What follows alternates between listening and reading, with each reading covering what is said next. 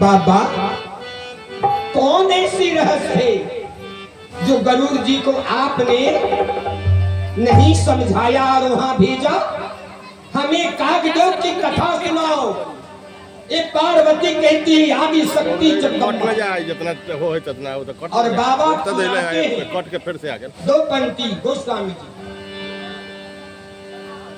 बाबा कहते हैं पार्वती कि सुनहि सकले मति अभिमल मराला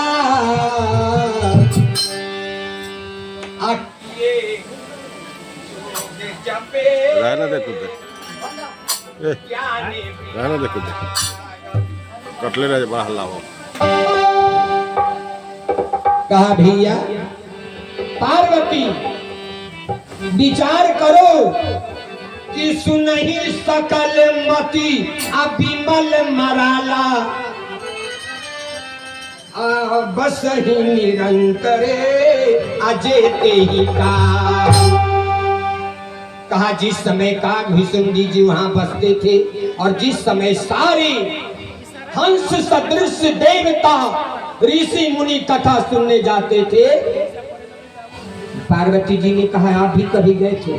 बोले हाँ पाप चौपाई है मानस। जब मैं जाई, हाँ पार्वती मैंने भी गया। जब मैं जाई असो कौतुक देखा रूप जा आनंद विशेष। बोले मैं भी एक बार गया, वहां ऐसे कौतुक देखा कि हमारे हृदय में आनंद उपज गया। यह कौन कहते हैं? देवाधिदेव महादेव आदि शक्ति पार्वती। किसके बारे में? यह भारतवर्ष आर्यावर्त के एक पक्षी कागभूषुंडी के बारे में।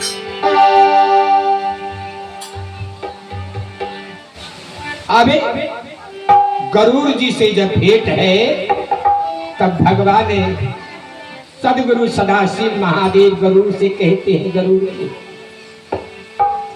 कि मिलहि न रघुपति अभिनु अनुरागा। गिरा अनुराग के गुरु के आनंद नहीं देख सके थी। ये गोस्वामी जी की पंक्ति। और कौन कहते हैं? सदाशिव महादेव कि मिलहि न रघुपति बिनु अनुरागा अकिए जो जपे ज्ञानी विराग। कहे कितनो बड़ा ज्ञानी हो विज्ञानी हो, जब तक अनुराग नहीं है तब तक परमात्मा की कृपा नहीं। इसलिए हे गुरु, अरे उत्तर दिशि सुंदर गिरि नीला तहरह का आगे भूषुंडी सुशीला। इसलिए नीलगिरी पर्वत पर जाओ, विचार करो। ये भारत वर्ष में पक्षी जिसके बारे में गोस्वामी जी लिखा है कि कबहू निरामिष हो ही कि कागा। कौआ कभी निरामिष हो सकता है। और उसी कागभूषुंडी के बारे में गोस्वामी जी कहते हैं, किसको कहते हैं जाने के लिए?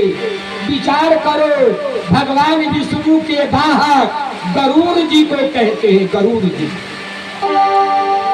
गरुड़ जी कितने पढ़े थे और कौन उत्तम कुल के थे जो सबको कथा सुनाते थे। इसलिए गीता में सबको अधिकार है कथा कहने सुनने का। गीता में भगवान श्री कृष्ण अर्जुन से कहते हैं, अर्जुन